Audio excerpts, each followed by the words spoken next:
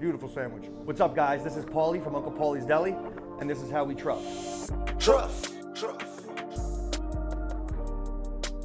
Welcome to Uncle Paulie's downtown LA. Today we're making our own spin on a classic chicken cutlet sandwich using the TRUFF Mayo. Our ingredients are golden brown chicken cutlets, crispy applewood smoked bacon, iceberg lettuce, thinly sliced heirloom tomatoes, and of course our sesame seeded baguette. And what's really gonna take it to the next level is this spicy TRUFF Mayo. Started Uncle Paulie's in 2017 out of necessity. I was looking for a great sandwich shop and couldn't really find one. Some bacon for on top of the chicken cutlet, nice golden brown.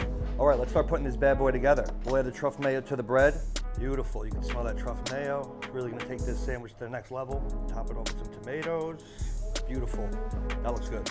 That spicy TRUFF Mayo really gives it the perfect kick. I'm Uncle Paulie, and this is how we truff.